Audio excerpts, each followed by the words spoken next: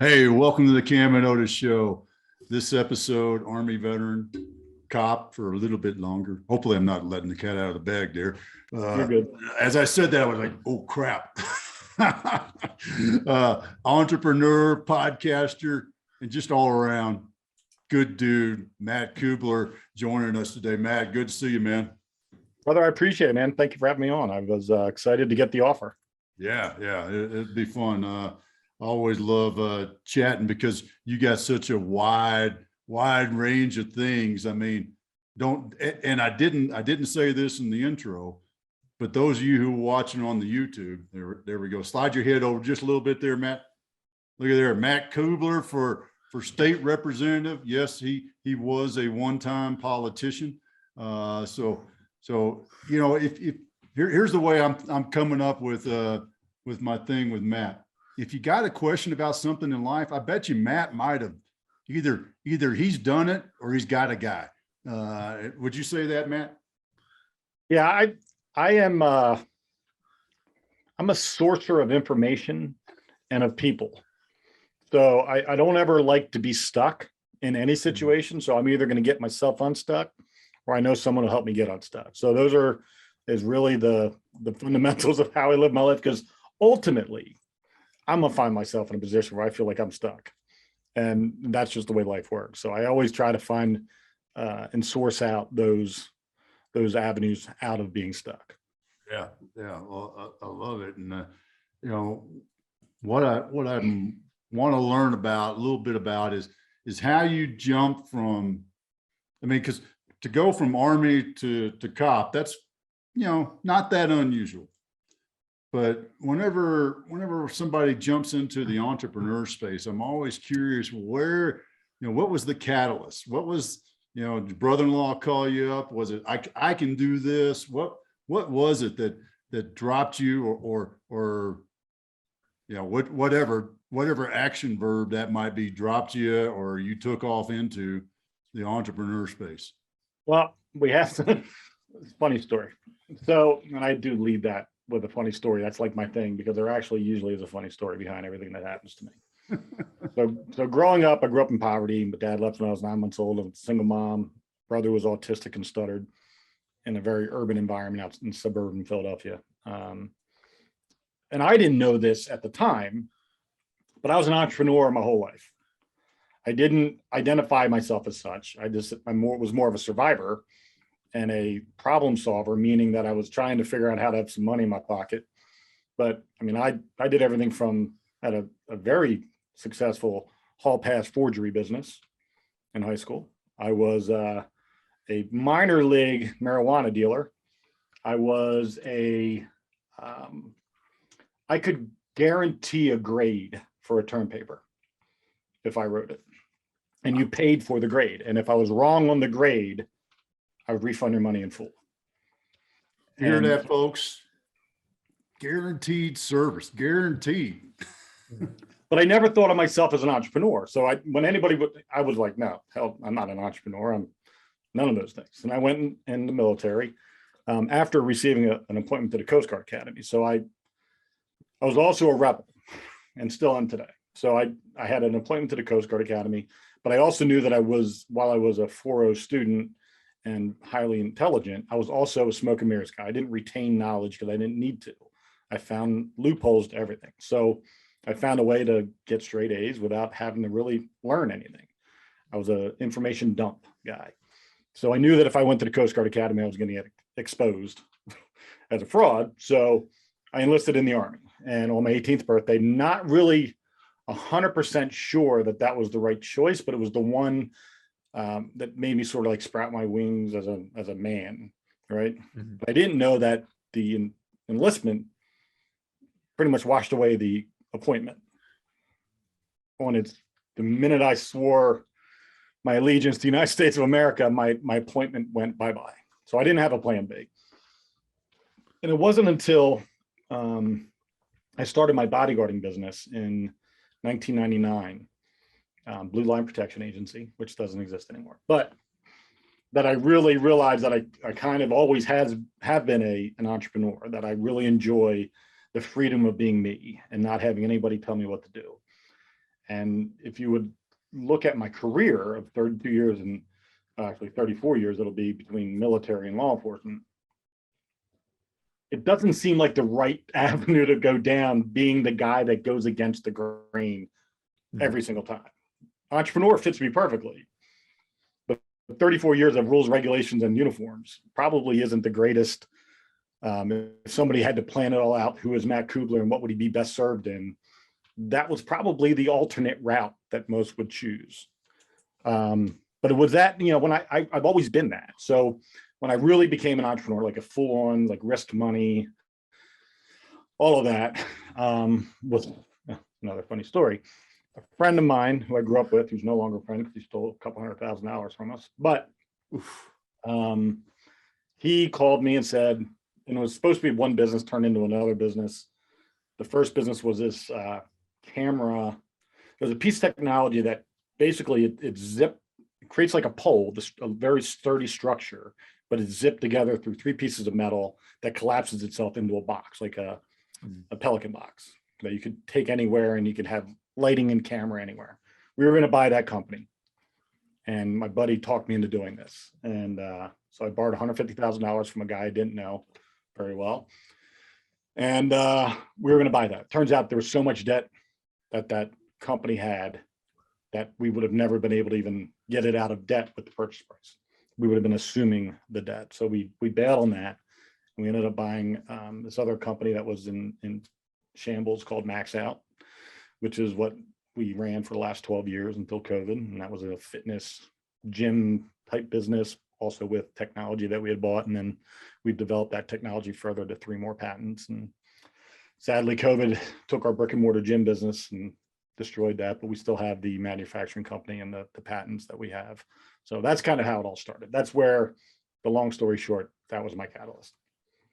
So you kind of already mentioned this, but you talked about not liking to be stuck, which when I hear that, I picture the person who spends more than 18 months at a job and starts itching a little bit. So how did you manage during the time inside of the structure with the military and police time? Well, not well sometimes. Oftentimes to my own detriment. I think I might be the only person I know that was E3 3 times. I found myself getting Article 15s, but I also found myself getting medals. So I was like the yin and the yang. So I was very good at my job. I was Army intelligence. I made myself indispensable. And I've learned something in my life that if you become really good at something, make yourself irreplaceable. And while I have my other quirks and my other counterculture, non-conforming, rebellious ways, I also know how to keep myself ingratiated and well-liked and appreciated, because I know that I can't constantly be going against the grain. So law in military, that's kind of was a 4-year juggling act. Police work, more like what you described. This is my 4th agency in 30 years. So I was at one place for 2.5 years, another place for 6 years. I was in the Air Marshals after 9/11 for 4 years and 3 months. And then I've been at my current agency for almost 17 years. And the only reason I'm actually here for 17 years, to be honest with you, is because of my entrepreneurial stuff. I needed to have some stability, and I can outwork anybody. So I worked 50, 60 hours a week as a cop and 50, 60 hours a week in my entrepreneurial life. So I needed to have that foundational constant and I had a boss that allowed me to do those things. So it kind of, we worked with each other to sort of keep that balance. But yeah, I am a nomad by nature. I don't like to stay anywhere too long. And, once you get to a certain point in law enforcement, then you have to sort of stay, and especially in Pennsylvania. And that's another thing, I'm 30 years in the job, but I only have my 17 years that matter, because in Pennsylvania, if you go from one place to another, your time clock goes back to 0. There's no statewide pension plan. It's all privatized pensions. So it's I didn't help myself that way either. Now I built a broader understanding of law enforcement, and certainly am well traveled and well versed in all aspects of it. But for pension wise, it kind of was detrimental to me. But luckily I had my 4 years of military time that I'm going to be able to get back, and that'll get me over the 20-year mark and allow me to retire with a partial pension, not for all 30 years of my service, but at least a something that'll keep me going once I decide to transition out. I love the certainty versus uncertainty that you, excuse me, that you manage to balance, if you will, or maybe not, just you manage, we'll just call it that, between the two, because they are very, very different. Uh, what I'd love to dive into a bit is what theme, if you will, that transfers from the structured cop military Matt to the entrepreneur, kind of create it and do it sort of Matt. What's something that connects the theme that connects the two of those? Great question. So I'll lead with I'm not squared away. I've never been square. I've never been a boot polisher. I've never really cared too much about how pressed my uniform was. I failed a lot of inspections in the military. Luckily, Army intel is different than like infantry. It's its own world. So we're not nearly as strack as everyone else might be in the military. We don't have as many rules on the generalized military front. So it was a little less enforced. And even law enforcement, the uniform is just a simplicity component to me. It makes it easier to start my day knowing that I don't have to think about what to wear. It's not really there's no, I wouldn't say not a pride thing, but it's not something I go, man, look at me in my uniform. It's just, wow, I don't have to think about it today. Like that's kind of how it all works in my brain. I'm very much a wing it guy with plans. So I have 50 different wing it plans based on how things can potentially happen with my wing it. I'm not a strategic guy in the way that most people who have military and law enforcement background might be. I'm a reactionary guy. I work best in chaos. I like having no answers and finding them. I enjoy going on SWAT jobs and not knowing exactly what the layout of the building is and whether or not the intel we got from the snitch was right. I love that unknown component to it. So for me, those things about law enforcement and the military and the intelligence, you don't really know whether the intel was good and you're hoping it is, and you're giving the intel to the guys out in the field and you're hoping that what they find is what you had cultivated. And same thing with law enforcement. I love that, the unknown component to it, which is what I was really good at. And that's how I became Irreplaceables, because of all the other, if it was just based on appearance and whether I was a great saluter or, stood tall at attention or really followed any rules whatsoever, I probably would have failed long ago. Do you so in that uncertainty from those times, how much does that play into your time as an entrepreneur? And is it still kind of that, like, I really relate to the way you were saying it, because what to me it felt like is like contingency plan, but this kind of like half-assed entrepreneurial and contingency plan where it's like you've got a lot of like half-baked ideas here and you're ready for when the things come, but it's like you're not actually writing out any contingencies. No, and I like the fact that I don't really have the plan, because that's what gives me my rush. Like I love can I cuss a little bit? I love unfucking things in the moment. I just do. I get off on it. And I love being the guy. And I'll give you an example. So Max Out, my fitness manufacturing company, was based off of a piece of technology that the world had never seen. And it's based off of a scientific understanding of as far as how the body produces muscle that everyone understands. But we have a piece of technology that did it better than anything that has ever been done before. And we built a workout program that was a 1 day a week strength training program. And everybody's like, what? There's absolutely no way you can get stronger in 1 day a week. And we say GFY. I don't know if you can see the GFY stickers. That doesn't stand for granola, fruit, and yogurt, just so we're on the same page. And we would give them to everybody. When they would tell us, we would put them on their cars. We were guerrilla marketing those things everywhere. And people like, GFY, what's that stand for? And then we would tell them. So I loved proving people wrong. Number one, I loved doing the impossible. Number two, and I loved doing it and then sort of basking in it. When people are like, holy shit, it works. We would get people in 14 workouts, 14 weeks, one workout a week, 20 to 30% stronger overall for their entire body. consistently every 14 weeks. I can't tell you how many 400-pound benchers that were 100-pound benchers when they started, or squat 600-pound squats. We had, because we don't exist anymore, but we had 12 years of training student athletes where we had 0 games lost due to injury. Like, those are things when you just look at the understanding of the human body and you go, how is it everybody's been doing it wrong for all this time? It's because doing it wrong isn't unique. Doing it wrong gives every one of their voodoos, they get their voodoo, right? This strength coach, that's their voodoo. And it gives them their ability to be relevant. When in reality, the body is the body is the body. And there's only so many ways you can move the body and work the body and stress the body. And if you do it the right way, it's going to give you the result you're looking for. The problem is that you have everybody looking for a voodoo. And we were saying there is no voodoo. It's just simply science.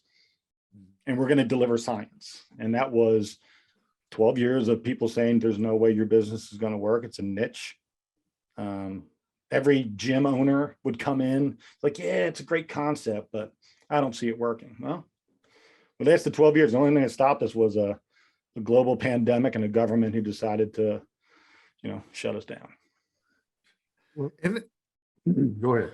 what I'm really curious about is, how did you transition, I guess, into the later stages of entrepreneurship where you needed a little bit more of that system, a little bit more of a plan, because you had people that were relying on you?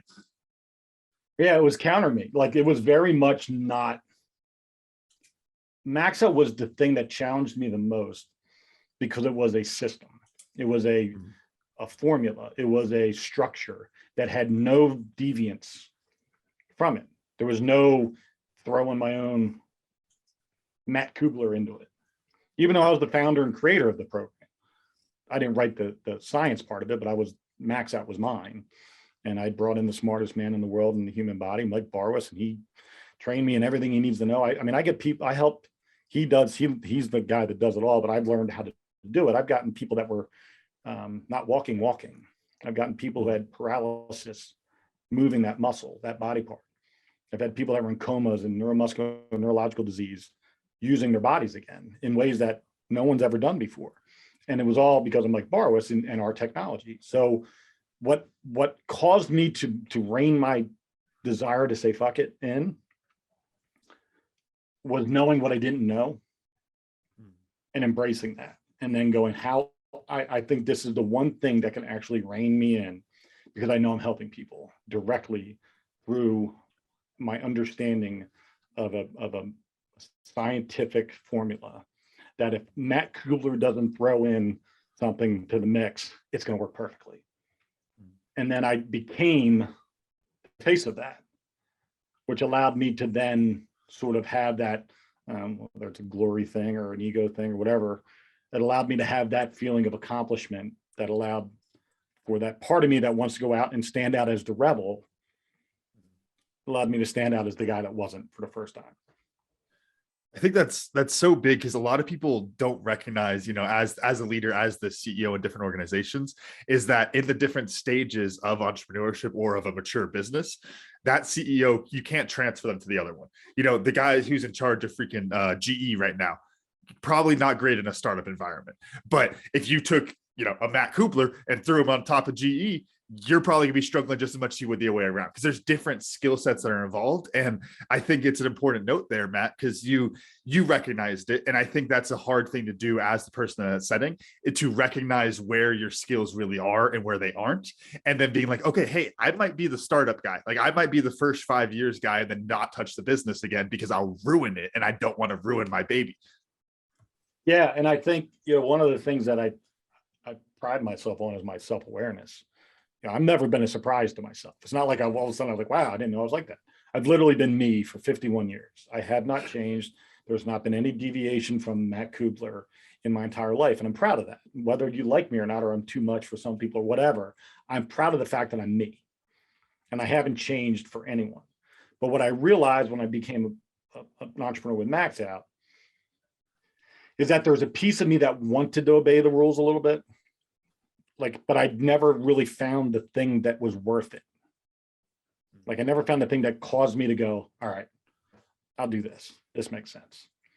And this was the first thing that ever did that. And the only thing, to be honest with you, I mean, I parent differently. I'm a husband differently. Like everything I do is against the grain because I like to discover within my own wants, needs, and desires how to do that better the way that I know how to do it rather than following somebody else. I'm a horrible, horrible, horrible, horrible, horrible follower. I'm not coachable in most scenarios. There are certain leaders that I followed into the pits of hell, but only because they proved to me that they were worthy of my ability to follow. It's not something I just give. And I don't know if that's a good thing or a bad thing, but it's something that, has got me here. I'm proud of my life so far. So I wouldn't change anything and I have no regrets. Well, I could tell you that the self-awareness part is a damn good thing, whether or not the being aware of the other thing is good or not, but being aware of it is good. I'm really interested in, because you described Max Out as doing so well. And then, I'll call it, not too many people are calling the Rona, a black swan event yet, but it was a black swan event. Sorry, No argument here. Bring my brain back because I read an article the other day that said we're living in a black swan world. And I'm like, no, it's not. But yeah, I'm coming back to black swan event. That I want to argue with some dude who wrote some article that was completely wrong. No, that sounds like a good use of your time. You should probably pursue that. Yeah. but what I want to know, and what I really want, everybody in podcast land to know is what were some lessons? I mean, you've had time, to reflect. You had this business that was, on a very positive slope. Y'all were doing super well, because you even had brick and mortars, and all this. So what was that? So, a lesson, we'll start with a lesson learned that looking back, you're like, man, if only we had turned the dial another 3 degrees to the right instead of leaving it where it was or turning it to the left, whatever that was. Can you share with us some thoughts on that? Well, I will lead with our business success was fundamentally in its application of what we did. It wasn't necessarily in the dollars and cents or the profit and loss sheet or any of that. Everything we valued.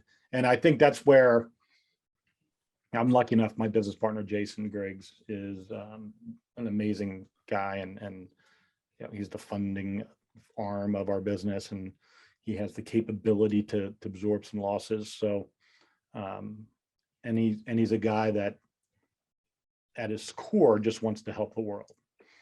So when this business wasn't necessarily producing the return on his financial investment, we hung our hat on the fundamental value of what we do every day, which is we're doing something for humanity in a way that was never done before.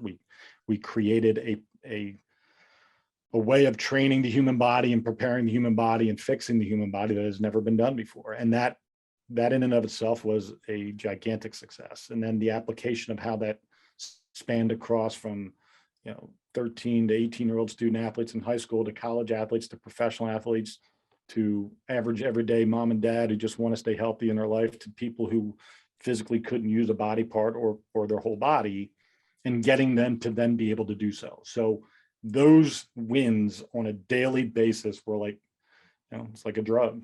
And that's what fueled me every single day. And what fueled Jason is knowing that what we were developing and what we did for 11 and a half years was fundamentally good. What I learned from that is that neither of us were probably the best person to run the business, not the application of what we did, but the actual business side of it. And had we had somebody who was a better business person, meaning marketing, advertising, just understanding that part of our business, we probably would have had a larger financial success. but we didn't lose money, but it was, we certainly didn't kill it financially. So when we had to close with COVID, it was more of a, can we sustain a closure for the amount of time that, and I'm very good at understanding where we are in certain things. I could pretty much forecast where this was going. And my advice to my partner was, this is going to be unsustainable. And that if and when there is a return to some level of normalcy, and I hate that word, our business would be one of the last to see that. So it was a smart business decision to end that business when it happened. So COVID was a gift in that it allowed us to really make a hard business decision that probably needed to be done anyways. So I heard something, and just we can discuss this, or you can say, no, that wasn't it. Because I see this with a lot of businesses now that, and not necessarily because of the Rona, just because of who that business leader is, whether it's CEO, founder, or whatever. They are so focused in the business that they don't see out of the business, and frankly, nobody's looking out of the business. And that's what I heard you just say, that you and your partner, y'all were so in love with this. And I don't mean that to sound derogatory. Oh, no, not at all. So in love with the business that you weren't looking outside of the business. And it'd been great if you'd had somebody who was looking outside. Would you rephrase it in that way? No, you're right. And I think so. And I'll even take that a step further. I mentioned earlier, we had a partner, we had somebody involved in the company who didn't do right by us. Mm-hmm. And that was his job. He was the business side. Mm. And I think that probably caused us both to not trust anyone. Because we invested so much of our heart into what the business did, and then that happened, and it was catastrophic. And like I said, had my business partner, Jason, not had the financial capability to withstand losses, that would have destroyed us. And that was 2012. So we didn't close until 2020. So there was an 8-year period of recovery, which probably took 3 or 4 years to get out from underneath that loss. And I think the gun shy, and the fact that we knew that we were going to transition out of the brick and mortar more into the development of the IP side of it and manufacturing is ultimately where we felt our strength was, because it allowed us to not get caught up in that love of the moment of seeing somebody succeed and physically get better or whatever. All those things, the little drug hits of dopamine, or I guess it's dopamine. That I call it dopamine. We don't have to be right. We just have to sound right. Insert brain chemical here, Right. So that can cause you to lose temporarily focus of other things that may not be going as well. And I think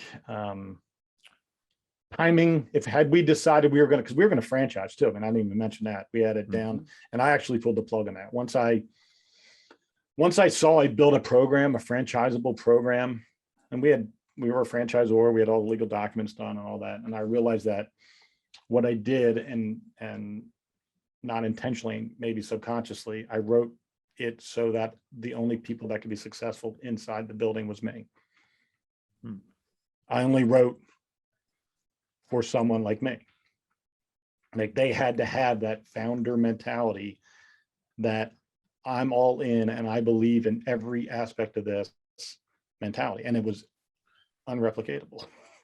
So it wasn't until we opened 3 shops, 3 different gyms, and realized how difficult that was to put people in charge of those, and saw the deviation from each one of those outside of the one that I was physically at every day, that I realized that I screwed the pooch, and I wrote a program that was only for me. So identifying that, I said, we need to pull the plug on that before the horse leaves the barn and we can't bring it back. So I was very thankful that I at least had the self-awareness to know that I kind of didn't have, the right mindset when I wrote the franchise model for it. And that's a natural thing. I mean, we do it as parents too. That's why the baby analogy of the Business. you know, Yeah. the business is so true, because, you know, it's like, well, nobody can take care of little Johnny like I can take care of little Johnny. And then you add in the fact that, excuse me, you had a bad babysitter, if you will, or nasty uncle who was watching the baby and, you know, screwed you over in that sense. Then you got that whole scar tissue going on there, which now it's like, well, now I got to protect the baby even more, which means you design things, and it's really interesting. I find it interesting, you know, in that whole mindset of what the environment did, to where you just grabbed and held the baby even closer. You wouldn't even let the kid go to middle school, let alone high school, you know. Yeah. So you're hugging them so tight. So that's a really interesting thing. And I think there's, you know, the great lesson there for business leaders is, yeah, you've got to see that. You've got to, even in the sense of a little bit of mental thresholds that you put out there, whether they're revenue based or time based or something, that you gotta put a stop and go, okay, let's go over here to the lake and, you know, hang out at the picnic table for a few hours and walk this thing through and make sure that, you know, we're not drinking too much of our own Kool-Aid, that we're the only ones that can do this. So my background's in human behavior and body language. That's kind of my expertise if I have one.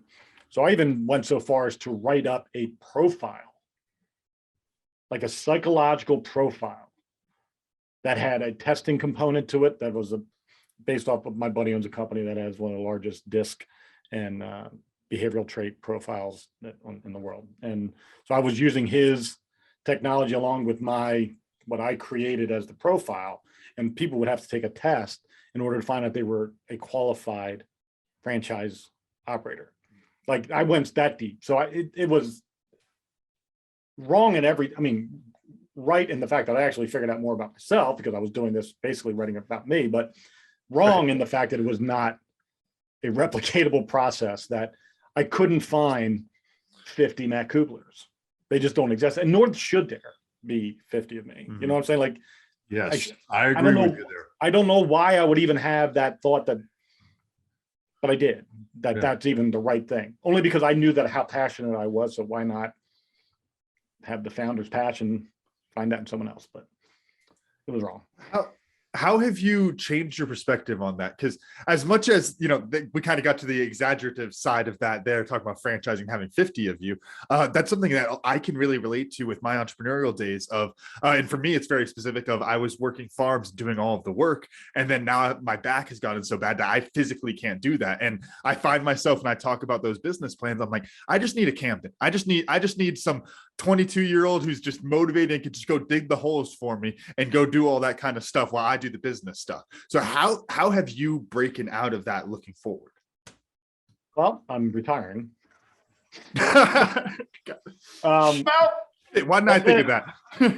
So I'm 51. I'll have 30 years in my profession. My entrepreneurial spirit still exists, but it's going to be in a much more individualized way moving forward. I'm no longer looking to collaborate. I'm not looking to create something that is on the scale of what we did with Max Out. Probably looking to do more individualized entrepreneurial endeavors, maybe buy and flip houses, you know, something that is 100% on my back and my responsibility. And if it fails, it's 100% on me. And I'm more of an accountability guy than I am anything else. And when I'm in collaborative situations where tasks are divvied and responsibility is divvied, I go back to the part where I'm not a good follower, and I'm certainly not very coachable. And I'm a great teammate when I'm loyal to you and I believe in you and you believe in me. But I'm really not that great of a teammate when I feel that there's someone not picking up their weight, and I'm certainly not afraid to share it. So I think what I've learned is that now if I were 30, different. I would probably have way more learning experiences from MaxUp that I would then turn into some other venture that has probably more of a collaborative environment to it. But now that I'm at this back end, and physically I'm a mess, so I know that I have certain limitations on what I physically want to put myself through anyways. Mentally, I can do anything. I'm still a 9-year-old in my brain. I have the youthful spirit in my brain, but you know, a lot of that is going to require some physical capability on my end. And so I know that there's some limitations on that as well. So I wish I could say that there was some grand aha moment that I'm going to go apply. I learned a lot. It's just I learned now that at this age, I'm not going to do a lot of the shit I was doing before. So that's kind of what I got from it is I went 100, and I'm not lying, 110, 120 hours a week for 12 years. And, you know, I slept 25 hours a week, maybe. And I learned to figure that out. Like I learned to adapt to that. Was I optimal? No. But I also knew that I have, you know, wife and kids. I have people that need me. So I couldn't be all in. I didn't have the financial backing to jump both feet in as an entrepreneur without having that underlying protection of my career. So I always tell people there's no one on the planet that will ever outwork me. I may not win, but you'll never outwork me. And to me, I learned that from my mom. She was a single mom, worked 3 jobs. You know, I would sit on her legs between shifts of different jobs because her legs were so sore, and sitting on them made them feel better. And she would go work the night shift at the local AM/PM market, slicing deli meat and, you know, stuff like that as she was coming home, sleeping for 3 hours and going to her day job. So that's where I kind of learned it from, that when you have people that rely on you, you do whatever's necessary to provide. So I've always had that mentality. I'm tiptoeing into interview cliches on this, so I apologize. But if you were, you know, going back, like you said, you know, if you were 30 years old and looking forward more into this, what do you think you could do to overcome that, like, lack of trust of, as you put it earlier, Dad, the bad babysitter? Like, how do you think you could break out of that? Because I think that a lot of entrepreneurs have been through that, where their second business partner might not have been the right person, and then they get into this, I got to do everything now. And that's not necessarily going to be sustainable in the long run. Well, I'll tell you how we got there. So that can tell you what I learned from it. So I trusted this person in as much as I thought. So I'm a 6'3", 260-pound man who has a very unique skill set. I can do a lot of damage to another person, psychologically, physically, emotionally, and otherwise. So he knew that. So we've known each other since we were little. We weren't necessarily friends, we were friendly. And I trusted him enough to know that he would never cross me, because those things that I just mentioned would come raining down upon him. When he did cross the line and did do the things that he did, I didn't do those things to him, because I realized the thing that caused that was my fear of being the dumbest guy in a room on the business side. So his knowledge and his understanding of business, I knew nothing about. I was not a businessman. I was an entrepreneur, but I wasn't a businessman. I didn't understand all the profit and loss sheets. I didn't understand the forecasting for sales. I didn't understand all of that stuff at all. So when he would talk, I was lost. So I just said, that's your yard. You stick in your yard. I'm the get shit done guy. I'll stay in my yard. And either one of us cross into each other's yards. So what happened was he worked unfettered in his yard without anyone knowing what he was doing for 2 years. And unbeknownst to me and Jason, my other partner, we found out that he had been doing a lot of really bad shit in his yard. So, and that is what I learned from everything, is that I will force myself to learn everybody's job. I may not do their job, but I will know their job, because I don't want anyone to ever do that to me again. While we're diving into those lessons learned, I want to, what's something you picked up from the Army, your time when you were doing Intel, that's still, you know, you hold true now, if you will, like a leadership trait, or just even just something you learned about, right over left when you're tying a square knot, whatever that may be. What's something from your Army time that still applies today? Well, many things. I'm moving to Missouri and building a house next to my best friend, who was the only person I ever shared a bunk with in the Army. So, I mean, I learned about brotherhood and friendship and all those things that you get from that type of an environment.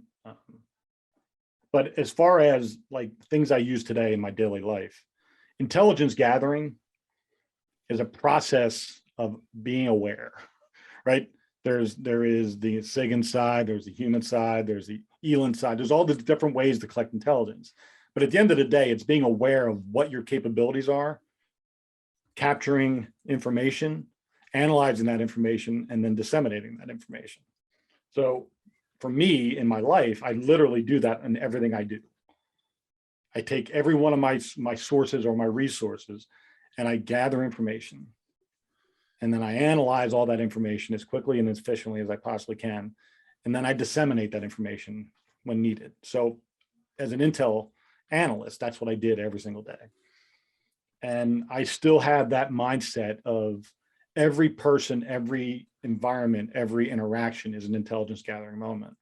Not in a negative way, but I mean, it could be, but for the most part, I try to take all my interactions with people and learn something about them so that I can either use that information for myself and to help other people, or to help me build that relationship further with that person, whether it's personal or business or whatever. So, human behavior is the base of all intelligence, right? We're gathering, if I decide to flip on the switch of an SA7, why am I there? What is my intentions? Like all those things matter, not just the direction of the system and the degree and the speed and the triangulation of points. All that stuff is important, but ultimately the person turning that switch on, I want to know about why they are doing that. And I talk about this a lot and people think I'm nuts, but I love looking at the mind of a serial killer or a terrorist, or I love, because when you think about commitment and you think about passion, you think about what would drive somebody, whether it's mental illness or not,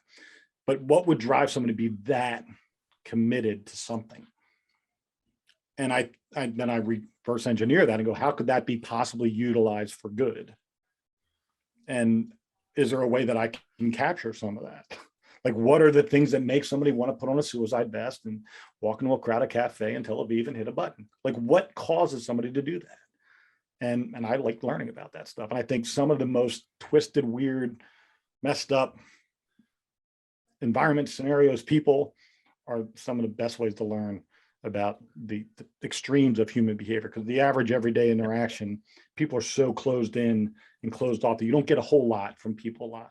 But when you can see the most extreme side and what caused somebody to get there, and then you can identify things that you've seen in everyday people, that helps me gather information that is valuable. I had this conversation with a friend yesterday, actually. So it's kind of weird you brought that up. Of it's like there's maniacs out there, and there's a lot of really good maniacs that we don't think of as maniacs, and they have that same twisted way of viewing but they just happen to put it all into a charity or something. And it's like we don't even realize that they're as crazy as they are relative to all those other kinds of people, but it's because they're putting that energy towards good, because there's a lot to be learned from those type of people. Amen. Yeah.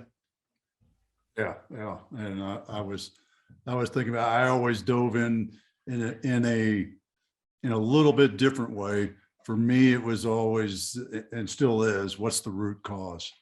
Where and I like the way that you reframed it into the, hey, why are they doing that? And how can I extract the good traits and utilize them for good in the world vice evil? And which is kind of, I guess, when you think about it, it's kind of the same thing, because I'm looking for what's the root cause, because I want to, I don't want to keep pulling people out of the river. I want to go upstream and find out who keeps throwing them in. That's what I want to do. And that's the way I look at it. So I reverse engineer. That's what I do. Everything I do is a reverse engineer, whether it's intelligence and figuring out where someone's going to be at a particular, what unit is going to be where at a particular time based on past practices or whatever intelligence I can gather, or when I'm working with somebody who's got, cerebral palsy and can't move their arm. And I got to wonder why, if I just treated the arm, I would be doing a disservice to that person, because the arm is just a symptom of an underlying cause that created their arm not to move. So my goal is to figure out what that underlying system is, that root cause, and then reverse engineer it so that I can understand the steps by which the dysfunction happens, so that I can create protocols and processes by which I basically redirect those dysfunctions into function. And it's everything in life it's like a triage, right? You go from worst to first, and what's the most important thing I need to look at right now? And those are all parts of deconstructing problems or situations or businesses. Yeah, man, good stuff. And I appreciate it, because the deep thoughts that are going on in my head right now, you might hear the rusty wheels are turning. I thought I heard some squeaking. Yeah. That fan belt's been loose for a long time, but it'll get around. It'll get running up here in a minute. But man, for me, what did I learn? I love a couple of things that you said that really just jump out at me. The one that just keeps jumping out off my page is the freedom to be me as an entrepreneur. And that's, that can be a driving factor to have a highly, highly successful business. And so I really like that reminder of, as an entrepreneur, having that freedom to be me.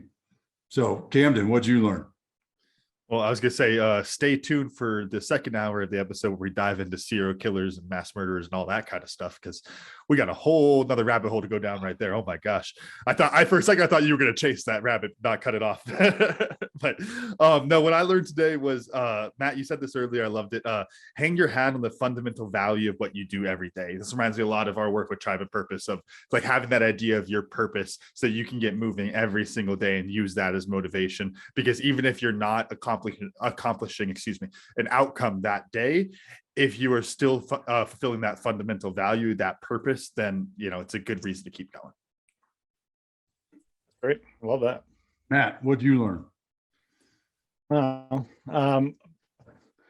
First of all, I really believe that, and I believe this across the board in anything that you're doing, is that if you know who you are and you stay true to who you are and you believe in your own abilities and capabilities and understand your weaknesses, there really isn't any area that you decide to get into that is going to be unsuccessful. And success can be interpretive, right? It can be driven by altruistic reasons. It can be driven by economic reasons. So while I'm an entrepreneur, I'm more of a explorer. Like I want to experience everything that this world has to offer, and I want to be committed to everything I try to do. And that's when people describe me, they say you're nothing if not committed. Like when I go all in, it is literally to the death, and it's not necessarily always good that I'm that way, but I recognize it when it's not. So I think there's that understanding of, I don't really go down too many paths that I know are detrimental to me, because I'm well aware of they're detrimental to me. And I think having that self-awareness and understanding of who you are and what you're good at and what you're weak at and what you're passionate about is ultimately the thing that's going to lead you towards success. And if you're unlike me and you're driven by economic outcomes, if being an entrepreneur and making money at your business, which should be hand in hand, but I'm not necessarily that. But if that is your goal, I think having the ability to identify in someone else that value that they bring to you in order to help you, because you can't do it. I realize that. I'm proof of that you can't be successful in everything, that you need others to help you. And I think finding that right person that if you have enough ability to identify it in someone else, they can bring that value to you and help you achieve whatever that outcome is you're looking for.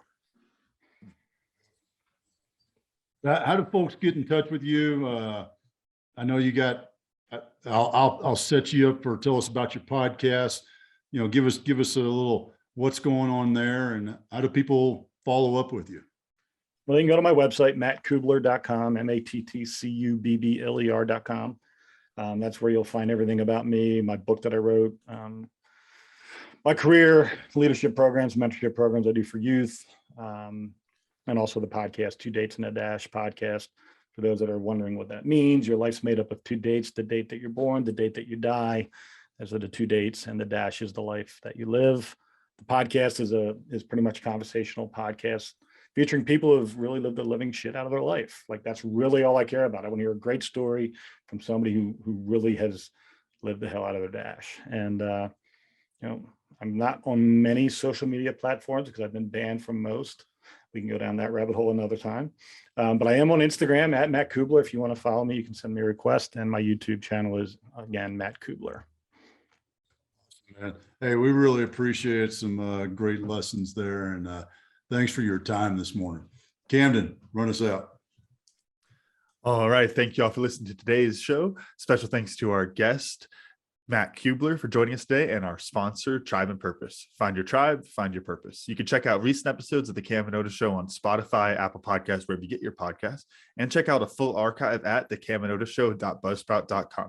The Cam and Otis Show is on Facebook, Instagram, and Twitter. Thanks again, and we'll see y'all next week.